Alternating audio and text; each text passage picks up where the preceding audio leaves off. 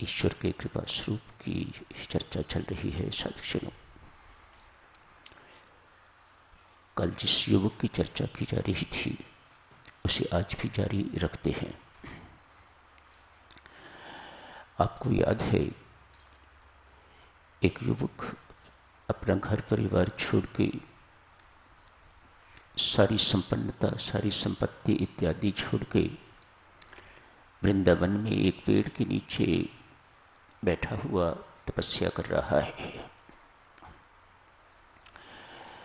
त्याग से जीवन का शुभारंभ हुआ।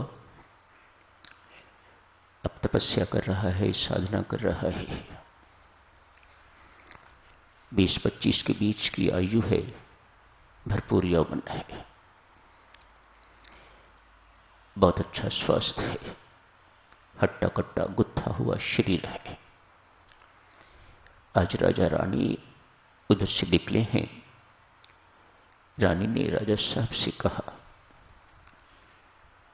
ये इस प्रकार से अपने जीवन को क्यों बिगाड़ रहा है? क्या इसके जीवन में कमी रही होगी जो संसारिक सुखों को त्याग के तो यहां एक तपस्वी का जीवन व्यतीत कर रहा है? राजा को भी बात जची। अतएव जाके उससे कुछ थोड़ी बातचीत की, आग्रहपूर्वक उसे महल में ले गए। एक आधा कपड़ा शरीर पर होगा। महल में ले जाके उसे नहलाया धुलाया है, अच्छे कपड़े पहनवाए गए हैं और कहा, युवक, सुख से जीवन यहां व्यतीत करो, तुम्हें अब कहीं जाने की जरूरत नहीं। संसार के सारे सुख यहां उपलब्ध हैं, सारे के सारे सुख भोगो। युवक भीतर से बहुत पक्का है, ये परमात्मा की कृपा है। पक्के रहना परमात्मा की कृपा का प्रत्यक्ष प्रमाण है। जिन पर अपार कृपा हुआ करती है वही पक्के रहते हैं, बाकी तो फिसलने वाले तो आम हुआ करते हैं। यहां से जो कुछ सुना, घर तक पहुंचते पहुंचते सब कुछ भूल गए। दुकान पर जाके वही फिर जो कस्टमर से व्यवहार किया जाता है, जो घर में जाके व्यवहार किया जाता है, वह दुर्व्यवहार से कम तो नहीं है। वह एक साधक की शोभनीय बात तो नहीं है। ये परमात्मा की कृपा के चिन्ह नहीं है। वह परमात्मा की कृपा से विमुख है। जो इस प्रकार से फिसलते रहते हैं, जो इस प्रकार से गिरते रहते हैं, वह परमात्मा से विमुख है। वह परमात्मा की कृपा के पात्र नहीं है। ये साधक परमेश्वर की कृपा का पात्र है, परमात्मा के प्यार का पात्र है। अतएव पूछता है, राजा साहब, जिसे सुख मिलता है उसे दुख भी तो मिलता होगा, काहे का दुख? राजा साहब कहते हैं, क्या दुख होगा? तुम आज से मेरे भाई हो। रानी साहब की छोटी बहन है, उससे विवाह कर लो, मैं तुम्हें आधा राज्य देता हूं, सुखी जीवन व्यतीत करो। राजा साहब, विवाह होगा तो संतान भी होगी, क्या चिंता करते हो संतान की? मैं संतान की सारी जितनी भी तेरी संतान होगी, सारी की सारी संतान की जिम्मेदारी लेता हूं। उनके नाम मैं अभी से कुछ ना कुछ, ये राज्य वो राज्य इत्यादि इत्यादि, ये जमीन सब कुछ उनके नाम कर देता हूं, ताकि तुझे कुछ भी अपनी संतान के लिए ना करना पड़े। अतएव सुखी जीवन यहां व्यतीत करो, निश्चिंत जीवन यहां व्यतीत करो। राजा साहब, संतान होने से सुख मिलेगा, एक बात बताइएगा, इस संतान की मृत्यु हो जाएगी तो दुख आपको होगा कि मुझे? राजा साहब ने कहा कि दुख तो आप ही को होगा। तो जो कपड़े पहने हुए थे, जो राजा ने पहनवाए, कपड़े उतार फेंके। कहे, राजा साहब, अपना दिया हुआ सब संभालिएगा, मुझे वह सुख नहीं चाहिए जो दुख देने वाला हो। और वहां से चल दिए। हम तो वही सुख में भ्रमित हैं, वही सुख में, उसी सुख में भटक रहे हैं जो दुख देने वाला है। हमें धन चाहिए, हमें संपत्ति चाहिए, हमें यशमान चाहिए, हमें विशेष बनने की चाह रहती है हमेशा। हम कुछ ना कुछ विशिष्ट बने। ये सब जितनी भी चीजें हैं साधक जनों, ये सब वही सुख है जिसको वह ठुकरा रहा है। मुझे वह सुख नहीं चाहिए जो दुख देने वाला हो। सब कुछ छोड़ छाड़ के जैसे आए थे वैसे चले गए। अब हो सकता है पहले राजा साहब ने रथ में बिठा के उन्हें महल में लाए हों, लेकिन अब रथ का प्रयोग नहीं किया, पैदल अपने गंतव्य स्थान पर जहां पहुंचना था वहां पहुंच के साधना रथ पुनः बैठ गए हैं।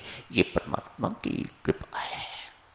छोटी छोटी बातों में हम उलझे रहते हैं, दूसरों को सुधारने में हम उलझे रहते हैं, अपने आप को सुधारे बिना।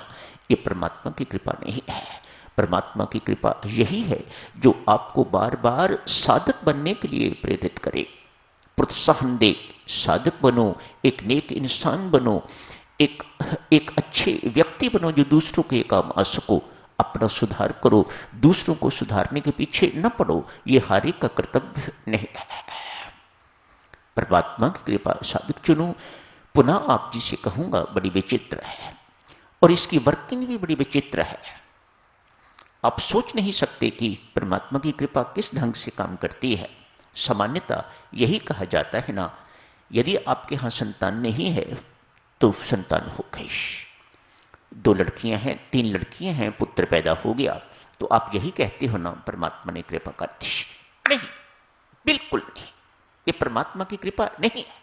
वास्तविक कृपा जिसे कहा जाता है, हां, ये आप ठीक बात कहते हैं कि परमात्मा की कृपा है, मानना ऐसी अच्छी बात है, इससे अहंकार नहीं आता। लेकिन ये कृपा नहीं है।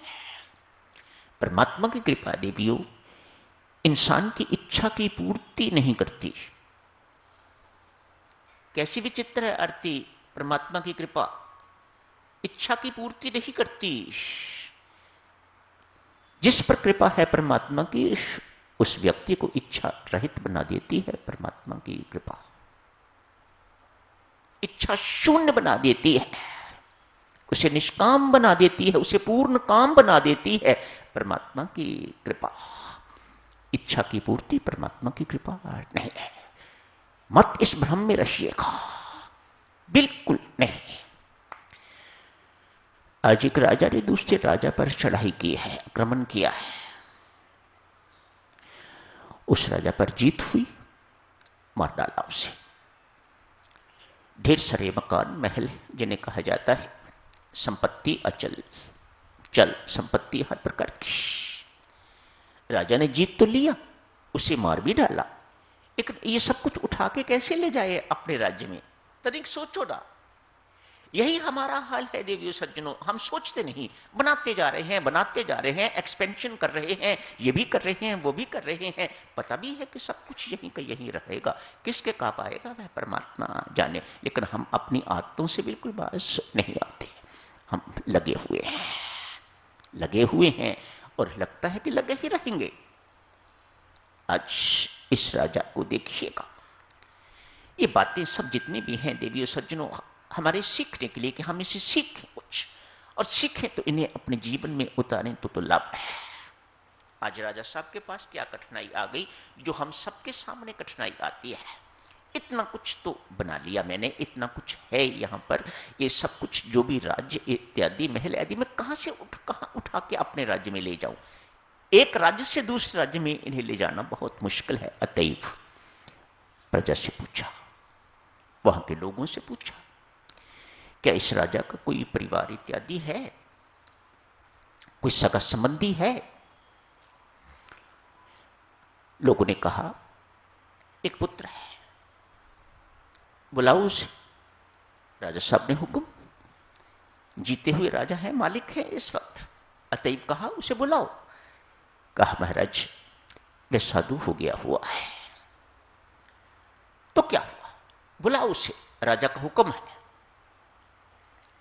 राजा का संदेश लेके कोई व्यक्ति वहां गया। राजा साहब ने बुलाया है।